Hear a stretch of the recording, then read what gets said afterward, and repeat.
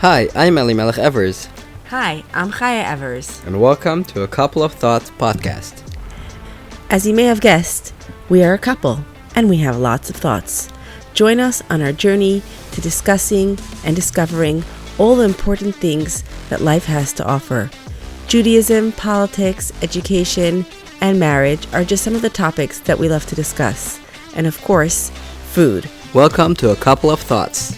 And welcome to our home. We are so happy to have you join us.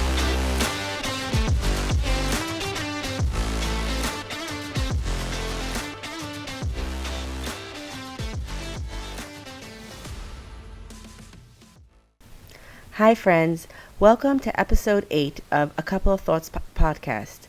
The podcast that you're about to listen to was recorded earlier today, and unfortunately the sound did not turn out exactly how we wanted to.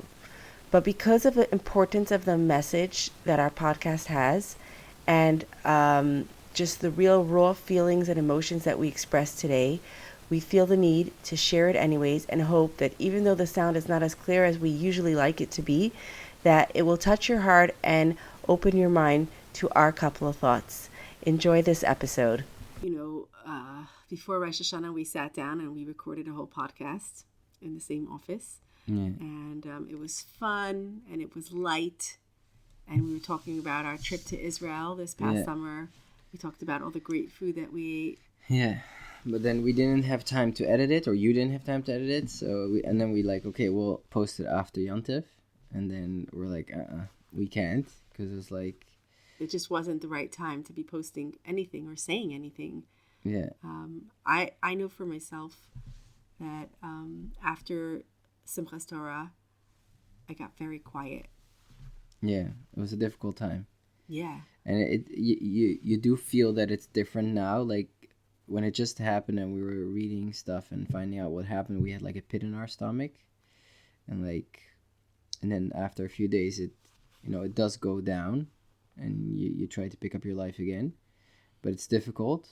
But by now, life has more or less returned to normal. A new normal. And yeah, that's the sad part. But actually, I was wondering, you sent me a picture a few days ago of what you would be doing in the years 1940 to 1945. Think about what you would have been doing in 1938 to 1945. That's what you're doing now. Yeah, but I disagree with that. I also disagree with it. It's like maybe a nice Twitter post, or X, how they call it nowadays. But that's, in my opinion, not really the situation. However terrible it was, I think more it was like a pogrom, like what they used to have in the olden days, where someone go into a Jewish city, a village, and you just kill all the people and loot and whatever. Yeah. And unfortunately, unfortunately, people went on with lives, and over there was a more common thing that these pogroms used to happen. I don't know every day, but like I think this is often. even worse than a pogrom. What happened? Why do you feel that way? Because the barbarism that we saw there. Yeah, it was very barbaric, but I just don't think that back then, when they used to pillage the cities in Poland and in Eastern Europe, that they were very pleasant to the Jews back then either. No, but I don't know. But now you're able to see it. Stories of decapitations. There was no, and but you didn't. I'm 99% sure that it happened back then too. Just it wasn't on Twitter and it wasn't on videos, and you didn't have like social media to show it to you. Yeah. But I think it was not pleasant either. But that's not an excuse for what's happening right now. But unfortunately, we're not used to something so terrible happen to Jews, because, as like many people said, since the Second World War, there wasn't one day that there were so many Jews murdered in the whole world. You know what I'm saying? That's a terrible thing. And yeah, we move on and we start living again, and we try to pick up the pieces. I hear what you're saying, but I think also the reason why I could understand why people are saying, think of 1942, 1938, what you would have been doing then, that's what you're doing now. The reason I could understand it is because we all react to trauma and shock in a different way. 100%. And for example, some people, their reaction is to become like social justice warriors, and they have to go online and they have to, You scream tried. all the messages. We'll talk about that in a minute. Make sure everybody sees it the way you see it and fight anti-Semitism. That's one way people will try to do it. And you had people also... And they feel like they're doing something by doing that. And then you have other people whose way of doing it is, to actually become a barbaric. And I mean, it doesn't happen so much in our communities. But, actually, on a side note for a second, something that really made me happy to see is that by all the demonstrations throughout the whole world or show of solidarity with Israel, it was all menschlich, nice. People were very flags of Israel singing, very peaceful. And unfortunately, by the other side, where you were able to see aggression, people fighting, much more, and like they're screaming to get rid of Jews and very anti-Semitic. Where but I think they're not everywhere. I didn't say everywhere, but I'm just saying like I'm happy to see that I'm on the side of people loving life and peace versus people that are very supporting barbarics and terrorism and stuff like that. I'm just saying that as a side note. No, for sure. It shows, like, we've been saying for weeks, like, how we react in these moments show what our midos are, what our values are. And we cherish life, and they not all of them obviously, but I'm saying the act that they did, that they cherished. I saw an interview where someone was saying we are a people of martyrs, and they celebrate being a martyr. I mean, even on a basic level, we know in our day-to-day life, being a martyr for anything in your life, whether it's not even for being a Jew, just being a mom. being a martyr for your community, or for putting up with garbage from other people and being this martyr who handles it all. That's not a healthy way. That's not a healthy way to live for anyone. So if your whole basis of your culture is based on being a martyr, it's interesting though, in Judaism also we do consider these people to have died al kiddush Hashem, like on the name of God, sanctification of God's name. Like anyone who dies because they're a Jew is called a kadosh, someone who died on kiddush Hashem and has I understand what you're saying. It's not like a martyr. It's not like we're not looking to be martyrs. We're taught to live. We cherish life so much. I saw actually a really interesting clip from Rabbi Manis Friedman, and someone was asking him if Jews focus on the world to come, like Olam Haba. And he said, no, the point is in Judaism is actually to focus on this world. We want to live in this world. If after our good life that we led in this world, we get to a nice place in heaven, that's really nice. But that's actually, a nice bonus. Our goal is to bring heaven down to earth. And I thought that was so beautiful. No, it's unfortunately a lot of stuff that we have seen in the last few weeks is maybe stuff that we knew, but we were pointed at very strongly. And if I would put it in the words of my mother, we're still in galus. You know what I'm saying? But that we were shown that in a very tragical way. And I think a lot of the things that we're seeing now, the anti-Semitism on the streets, etc., it is something that always existed always, and maybe it's a good thing that we see it now and we see it out on the streets, but it's something that's always been around. Now it's the Muslims, but the Catholics and the Christians have also had their fair share of anti-Semitism throughout the years.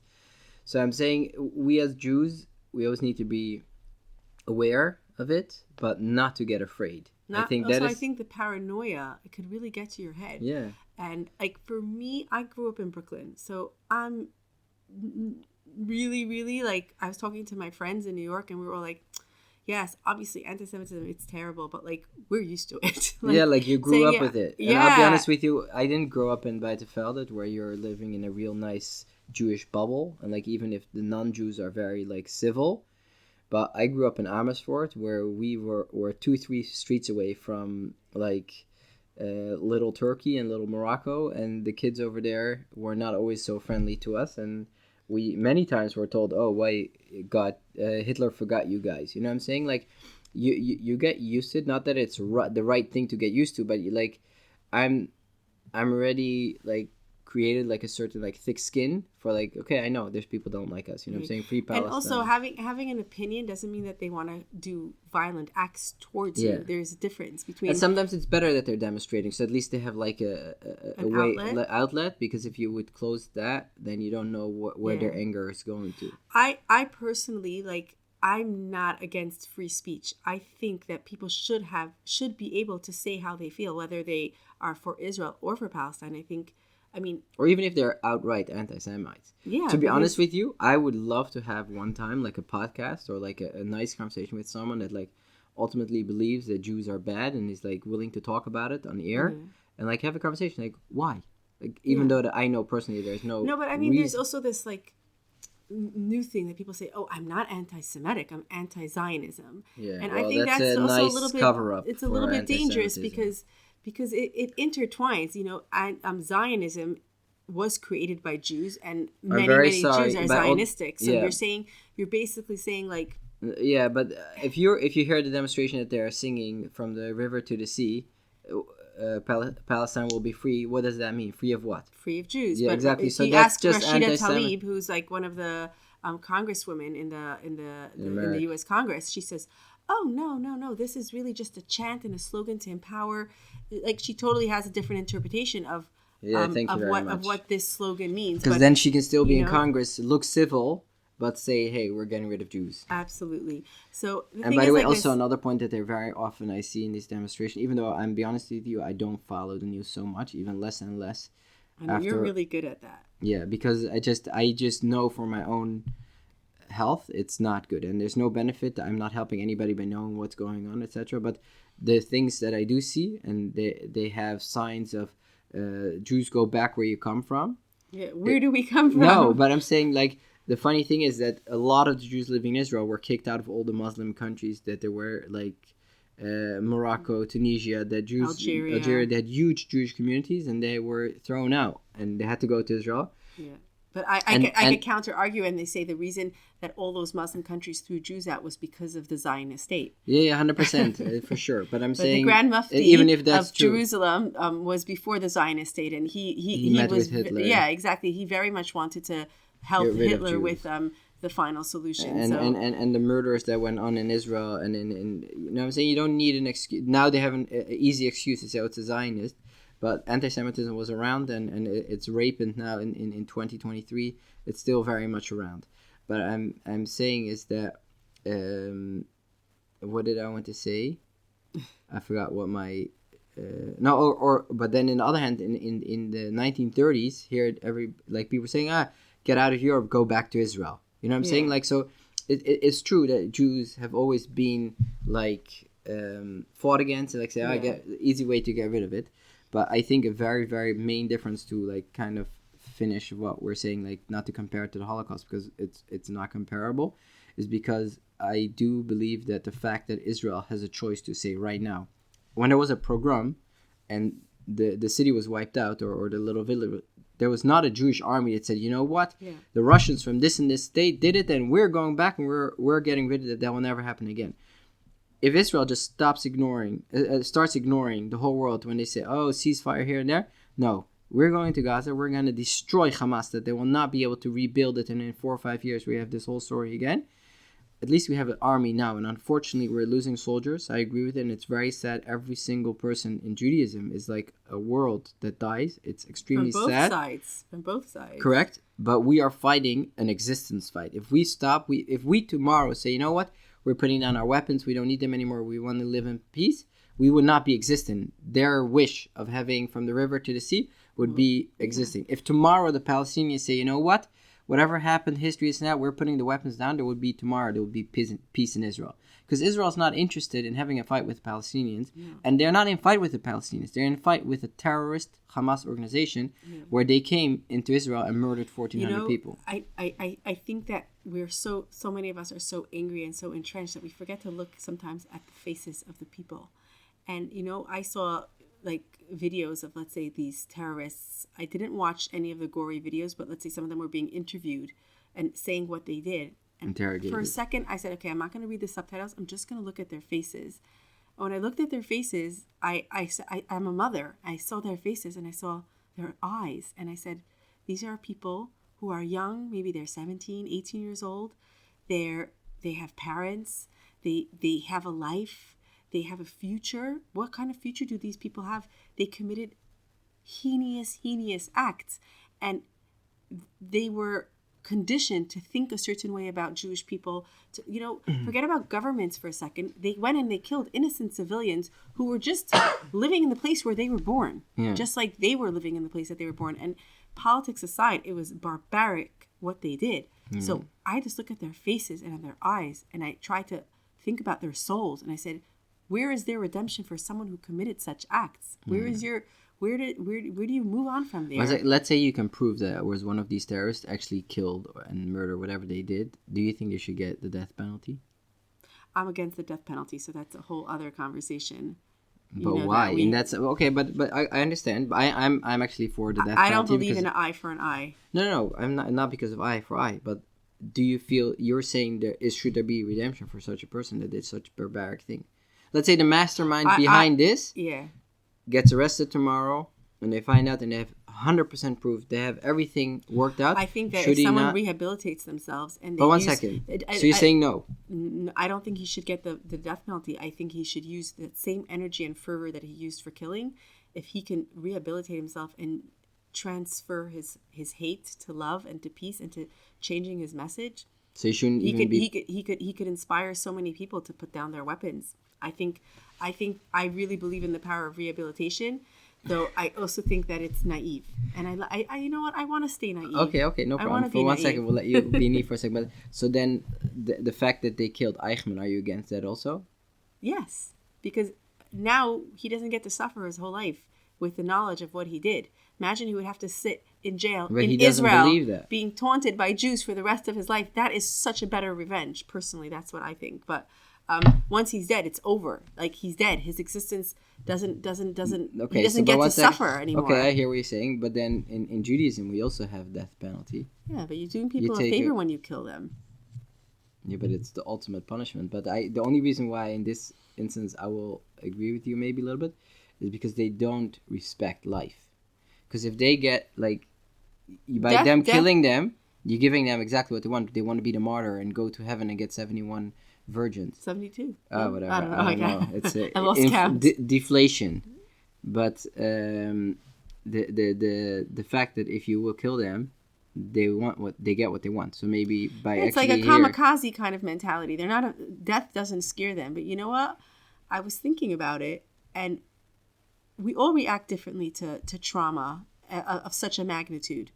Some people, like we said before, some people, they want to go out on the internet, they want to change everybody's opinion. Even like some people want to know every single detail, want to watch every single video. And some people want to be afraid and spread that fear and hold their kids tight to them and never let them out of their sight. Mm-hmm. And some people, like me and you, I think, we want our life to go back to as much normal as possible while we stay alert, while we hold on to faith, onto Hashem, and at the same time, being realistic and trying to keep our life as normal as possible so that we could be healthy parents, healthy community members, healthy teachers, healthy whatever it is that we are, and spread good in our midst. But I think that's something that I'm not a very big like Chabad Chassid that walks around with like a hat and jacket every day and like from the outside look like a big Chabad believer. But I think in this stage where you want to know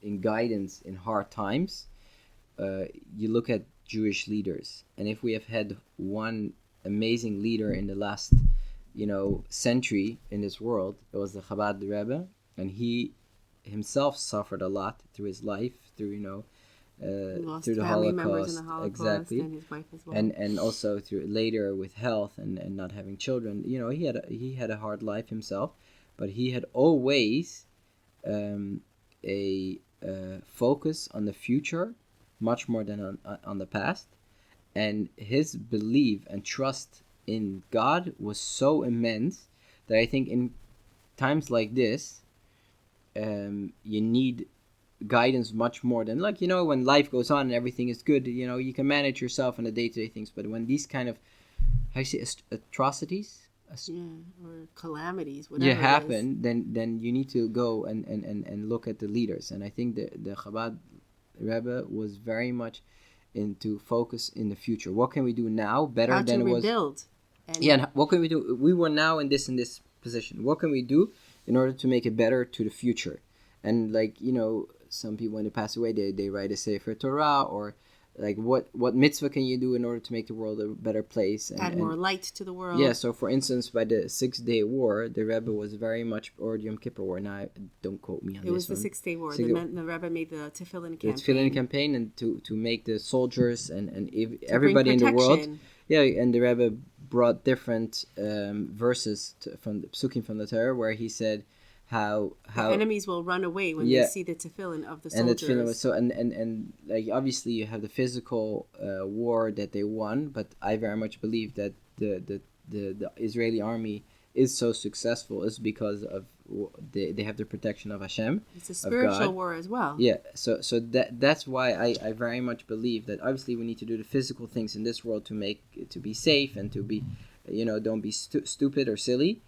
But on the other hand, we need to move on with life, and we need to continue living in order to, and we obviously need to strengthen to see how can we still, some people have more questions in God. Some people have the opposite, say they their turn trust, to God even stronger. Yeah, it's strong. So everybody with their own way of doing it, but at least my way of doing it is that I 100% believe that this is something that God decided to happen, because I believe that nothing in this world happens without the quote-unquote permission of Hashem.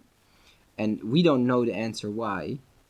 And I'm not sure if we have spoken about this in the past, but about this story, no, I don't think so, about the story of the Rebbe of after the Holocaust, that he came back and his whole family was... Yes. Oh, should I say the story? No, I was going to say the story. Okay. No, but what's his name?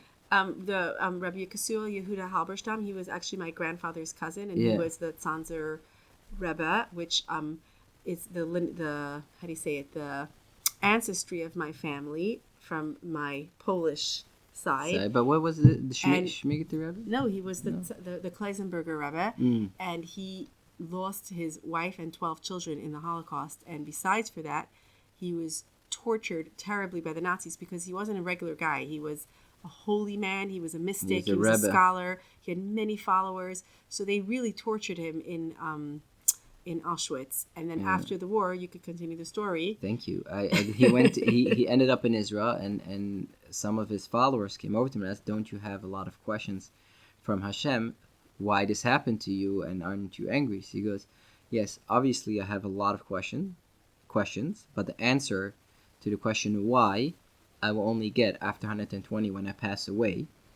And now I want to focus on life. So I put the questions of why to the side for a minute, and I continue to focus on how to continue living." And he wanted to live. So that's the same answer to us. That's I found that very beautiful. We have to live. Torah is our guide right now. I feel more than ever because, like you said, we call ourselves, we're Chabad Hasidim, but we're not like the fiery ones.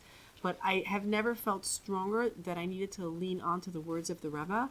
Like, I just find myself like being drawn into his teachings, to his videos of advice that he gave to people in times of war in Israel. And I get so much strength from it because this is someone who could have been angry and vengeful and hateful, and instead was basically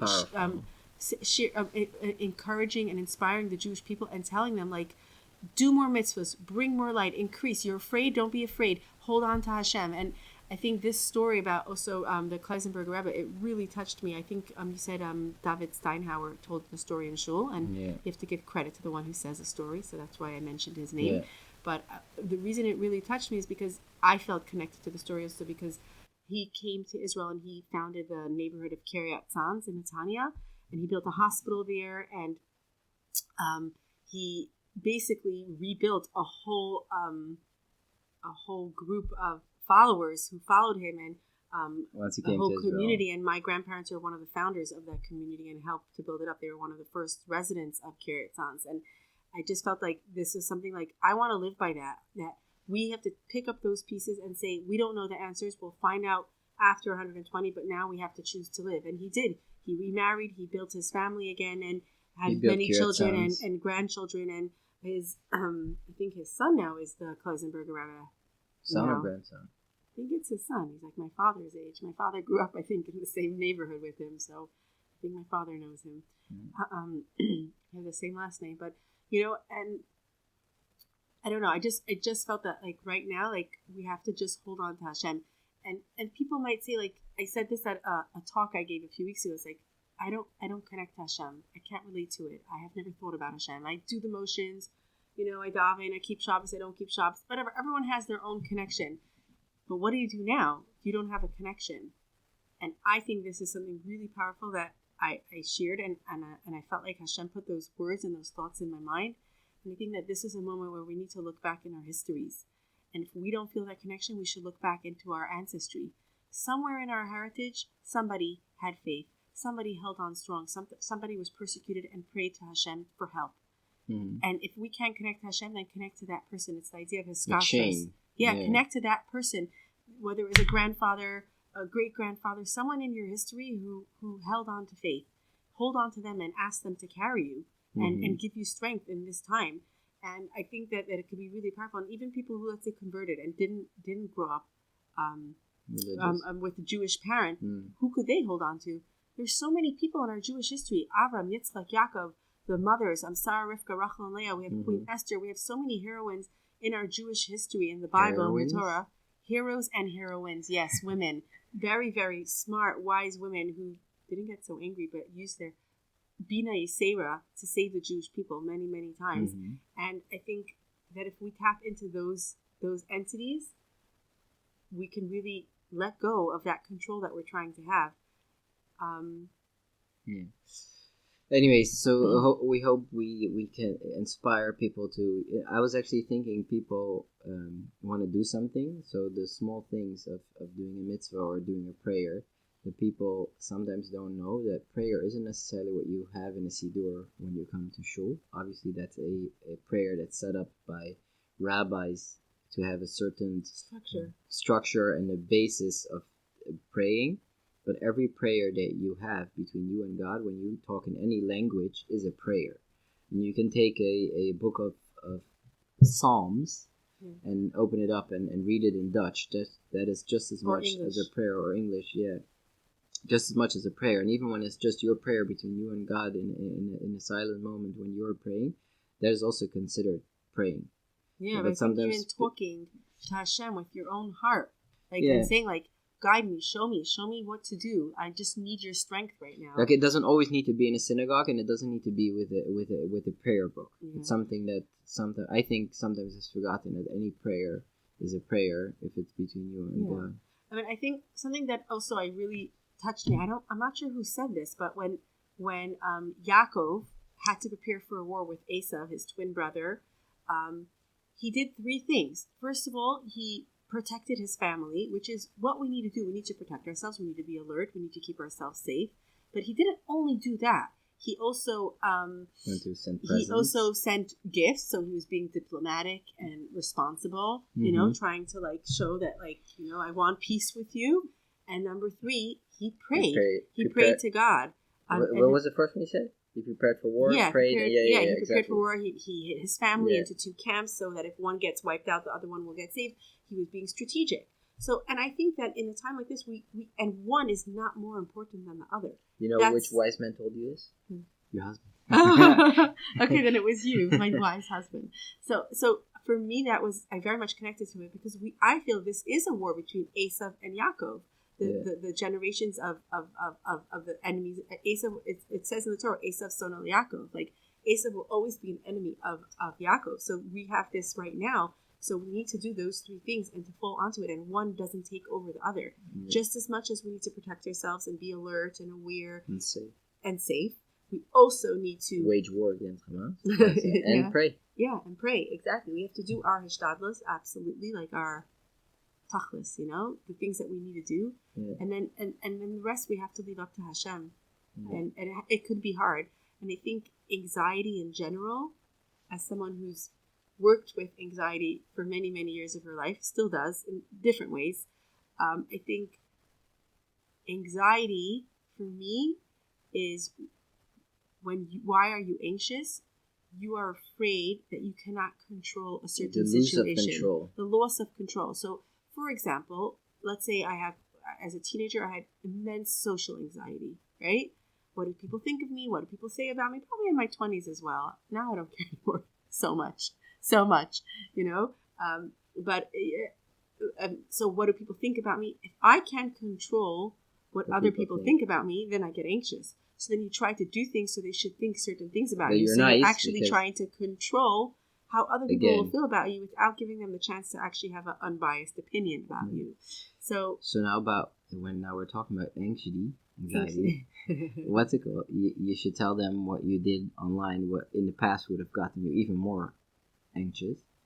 When you commented on people online and have the backlash people commenting. So the thing is, I guess, because I like to be nice with everyone and, at peace with people. Mm-hmm. I don't like to fight. I think before I go there, I want to stress more about this, is that, so in a time like this, when we all of a sudden realize we don't have control, look at what happened in the Kibbutz Bay area in the south of Israel.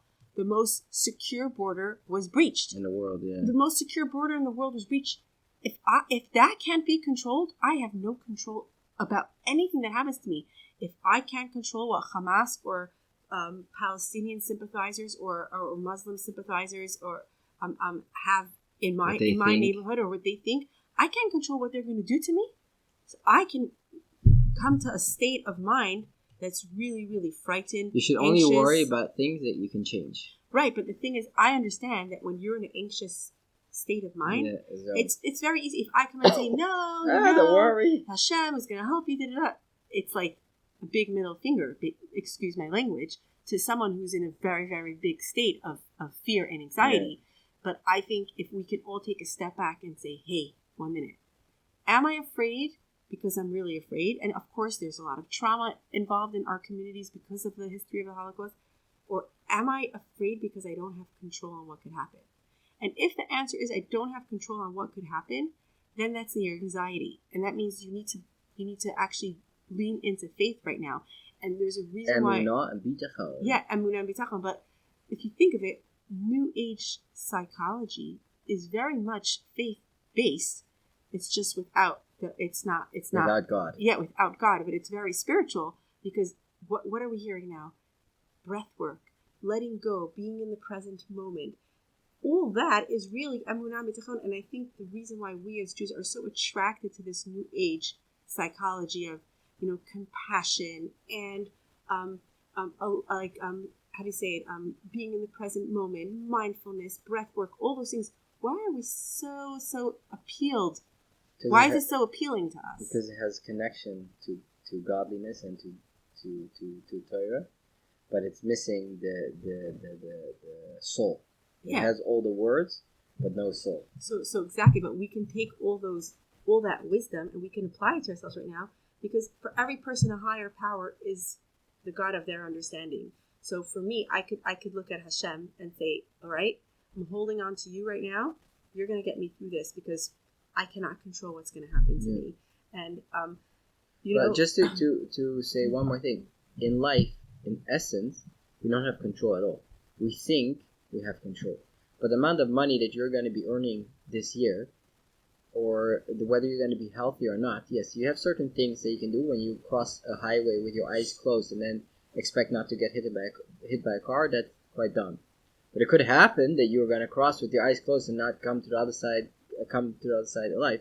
But that's not what Hashem wants from us. He wants us to live in the world and have the laws of nature run its way, but also with the trust that, like, I can work extremely hard and make no money, or I can work not at all and suddenly win the lottery. You know what I'm saying? So there's no logic to what happens, what Hashem decides for you. But the facts are, you have very little thing to say about what happens to you, your health, etc. Are you going to go bankrupt, or you know what I'm saying? Getting into a car accident, God forbid.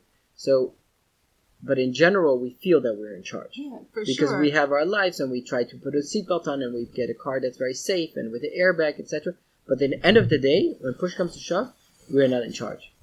And once you are able to recognize that and live your way, like, listen, I can only worry about the things that I can change, and the rest I leave up to Hashem, or to, if you don't believe in Hashem, to a bigger power, like to nature, then also it gives you, like, you're saying anxious, but that doesn't help when you're anxious. But so if you do want to do something that helps, so at least let go. The Work thing is, towards letting go. I also want to say to you, as someone who's really worked with anxiety for many years and has finally It doesn't help to come people to tell a you place to let go. other side. It's very frustrating when people tell you, so that makes you anxious. Don't think about it or whatever. Because, correct, but one second. Let me finish. Yeah. Because obviously, if We'd you were want able to. to, no one wants to feel that way. Yeah. But I could say that there's so many models out there right now, which I think brings us into that topic that we wanted to speak about, is that there's so much out there now in the world of mental health that is exactly focused on helping us as people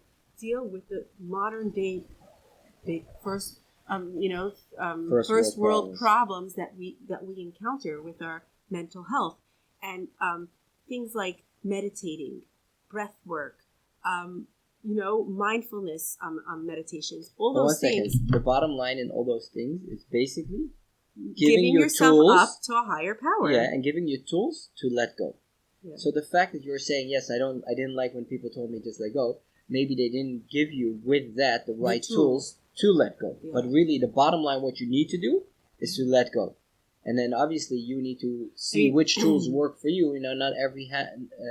Not for every problem the hammer is a solution. No, for sure. I mean, I could say for myself, like, that last year, I think we spoke about it actually in the podcast that we didn't publish because we just didn't feel it was the right time. But, I was in a lot of back pain last year. For like 9 months, I was in crazy, crazy back pain. And at first, I did all the right things. I went to the chiropractor, I went to physical therapy, and nothing helped until I read a book by Dr. Sarno, and I discovered that the back is very much connected to our emotional mental health state. And I started to realize that I need to go digging and discovering, what exactly is weighing down on me that's causing my back to give out. Mm-hmm. And, it was a big mental health journey for me. I had to talk to different people. I talked to one person who really kickstarted my whole journey. And after that, going to psychotherapy, EMDR, all different models to overcome traumas and things that I've been carrying. I also was dealing with the loss of someone very close to me last year from someone who passed away very young, and I was close to, and I was very traumatized by this loss. So that was like the straw that broke the camel's back. And as soon as I started to realize, like, not the camel's back, Chaya's back. Yeah, that actually broke Chaya's back. Yeah. So I think that after like 8 or 9 months, when I made an appointment for with a wonderful person here in Amsterdam who really just helped me to just like calm down and like to figure out exactly where to head, what's going on with me, and get to the right direction. To get into the right direction. And one of the things I realized was when I made the appointment was I told myself, help is on the way. And as soon as I said that to myself, help is on the way. This was after many appointments with many mental health people and trying to find the right, whatever recipe for me. All of a sudden my back stopped hurting because I knew I gave myself up to the hope that I'm going to be okay. Help is on the way. I did the work. I know why I'm in pain. I know why I'm hurting. And I think that was a huge, since then, my back hasn't cleared up. But after this whole thing happened with Israel 30 days ago, I was very, very scared that my back is going to start hurting again. Because it's a traumatizing But I've learned, event. Yeah, for sure, that I need to I have to have a shell that protects what I let in and what I let out. And whatever I let out, I have to be able to deal with the consequences of my actions. And if I cannot deal with it, then that means my body is telling me, any resistance, don't say it, don't do it. And there have been instances in the past 30 days where I have really wanted to say things that I probably shouldn't have said. You reckon? Yeah, things, people in the community, different reactions to dealing with the stress of what's happening. Mm-hmm. And I held my tongue. And it was very hard because you know me now. Mm-hmm. What happens when I have an opinion? You write an email. I have to say it. I have very, very strong opinions and strong feelings, and I'm an expressive person. So having to just hold myself back from saying what I want to say has been, for me, it's such a huge gift because my back did not stop hurting. Didn't start hurting again. Yeah. And I know that if I would have given into my old patterns of getting chaotic or acting in the heat of the moment, you did once. 1 second. We'll actually, I would like to get into that, but I already, a little cliffhanger. We're going to be announcing a guest soon, which is also connected to this topic. Mental health. But before that, Khaya's going to tell you what she did online because it's also connected to what we were just speaking about. Some people that helped you getting towards a better understanding of yourself, and that was Okay. So I don't know if I want to say names. Names? Come on. No.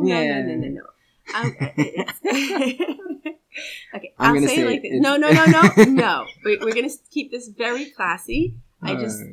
This is part of me protecting my vulnerabilities. Yes. And basically, someone that I very much respected in the mental health world is not very pro-Israel, is very anti-Zionist. And this was someone that I had turned to in my year of growing in mental health. I turned to their works, their books, people who are... we're going to burn those books. Not joking. People who are connected to their works and give help to people with these ideologies. I very much connected to it. I got help from people surrounding this ideology, and I felt very much a betrayal when I One saw... second, but before we get to the Palestinian side, their books are really interesting, and what you're talking about before, that they have very much connection to religion, or at least a spiritual way of living, but without dealing with mental health, without God, and that's where, in my opinion, they went wrong. But now, continue. Whatever. So the thing is, I'm not sure that they don't believe in God, though. I know 100% they do not believe in God. Ask him. Okay, you know what? It doesn't matter. But what I'm saying is like this: there's definitely what I experienced was a little bit of a shock and a betrayal, because I felt like these are people I really respect. I think that they're extremely valuable insights on mental health. They helped me. How could they're it knowledgeable. be their knowledge, their wisdom, their books, everything has really helped me on my journey?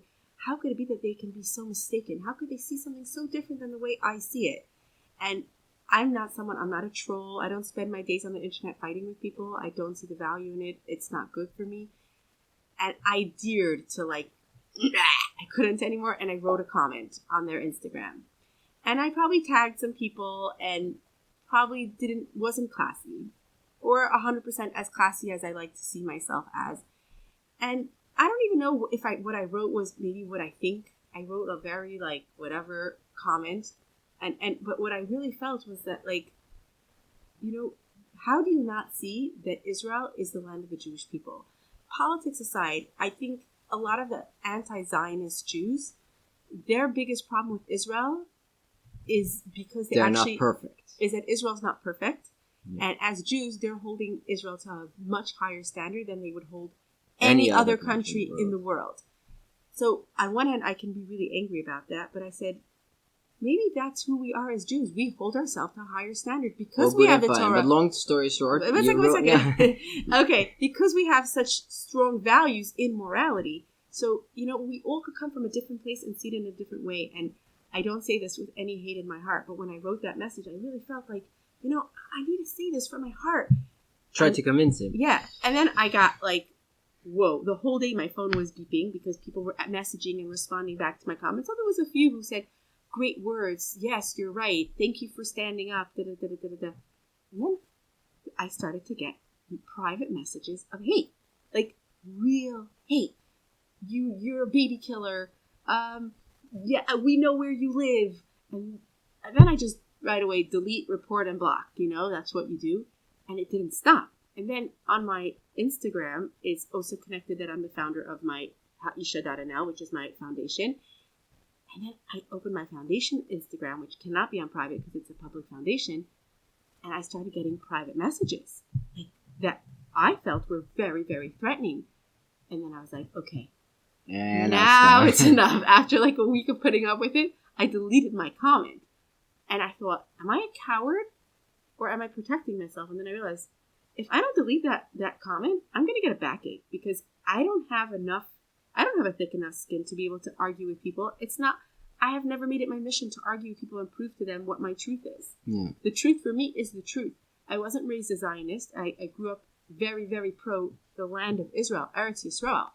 And, this week when I taught the Parsha to my students, the weekly Torah portion, we're literally teaching them about how God promised this land to Abraham. And when I walked this summer with my daughter, Adina, on the old cobblestones of Jerusalem, and she said to me, are these the streets that Avram Avinu walked? And I look at her and I say, yes. And I can see the wonder in her eyes that the historical biblical things that she's learning actually happened in this place when we went to the chuppah from your cousin at Ma'aras Machpelah. The fact that they can say what they're saying and they don't trust what it says in Torah shows the biggest proof they don't believe in God. But that's just a side note. Okay, fine. So that's what I'm saying is, for me, it was a realization. First of all, I definitely should never be an advocate for the Jewish people because I can't handle the heat. Not online. Not online. Like, I can talk to people and have discussions, but like, I'm just too hot-headed to be able to do that. And I can leave that to other justice warriors. I'm not one of them. I like to be peaceful with people and kind with people. Part of my ancient-y thing, you know. But well, I'm talking a lot today, Mel. Yeah, we're used to that. That's why we got a podcast. Right. But I just really, for me, in that moment, I realized that, like, something that shocked me to my core, and I feel like I need to make a study on it, write an article about it, because the people who disappointed me the most across the board in this whole horrible time that we're living in is women. What is wrong with women?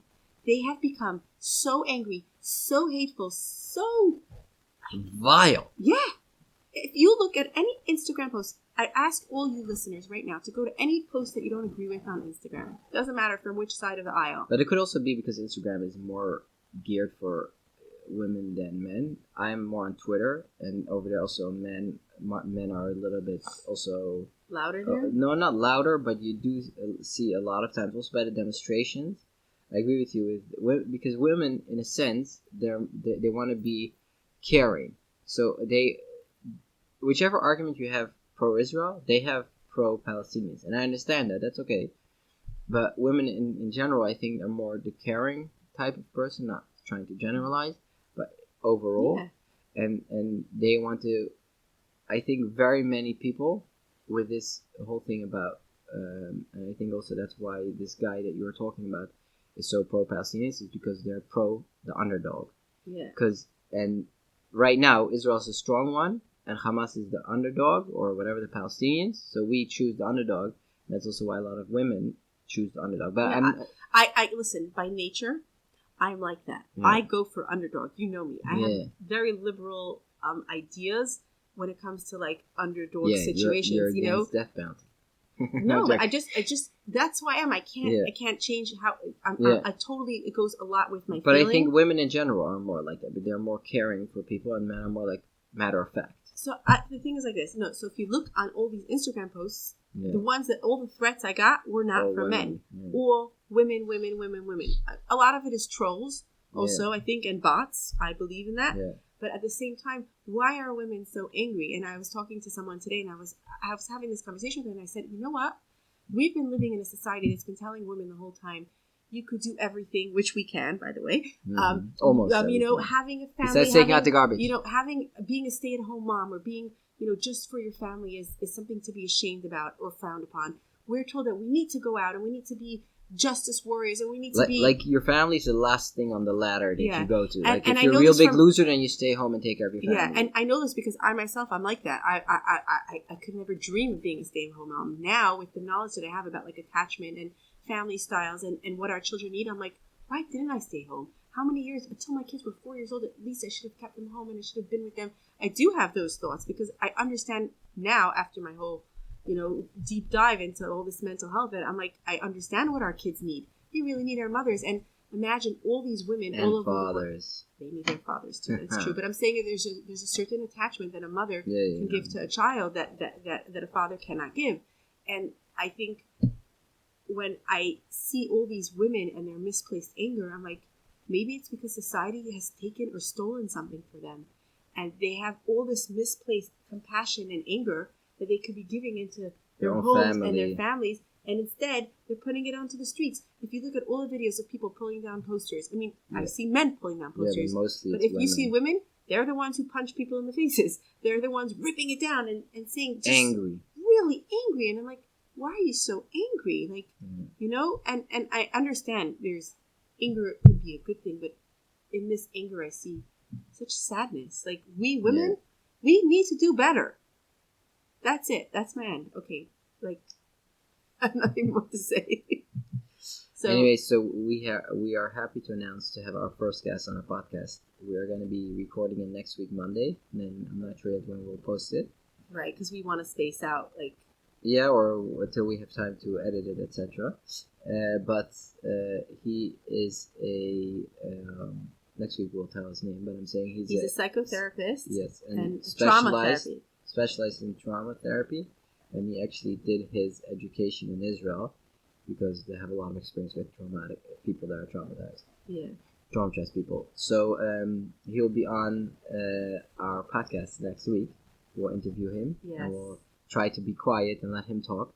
Yeah, that'll be really hard for me, but I actually am like, I'm so happy that you met this person. You met him at a wedding actually last year. Yeah. And he's not Jewish, but he has a Jewish family. Yeah, and his wife is Jewish, and he sounds like a very wise man. Yeah. And so he specializes in trauma, and I actually want to ask the listeners if they have any questions for our guests for next week. So please send us an email or whatever on the socials where you see the podcast being at that.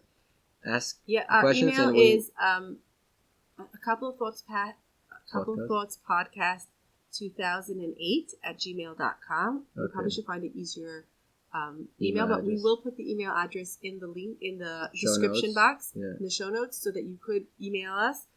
We want to hear what you have to say.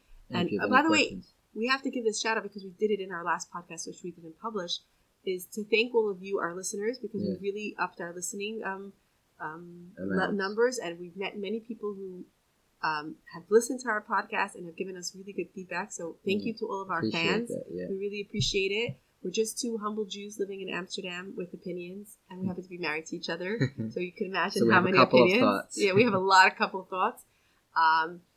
Originally, we started this podcast to talk about food and marriage and education and Judaism.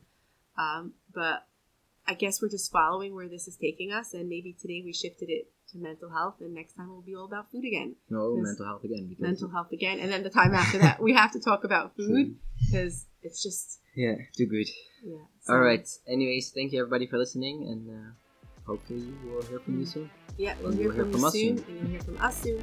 And we should only have peace in the world. Peace Shalom. in the Middle East. Shalom Aleinu, Israel. Thank you so much for joining our podcast today. We hope you enjoyed our couple of thoughts, and join us again for our next episode. If you have any comments or questions about anything that we discussed today, you are welcome to email us at acoupleofthoughts2008 @gmail.com. And we wrote 2008 because that's the year that we got married. So, anyways, yes, join us again, and peace out.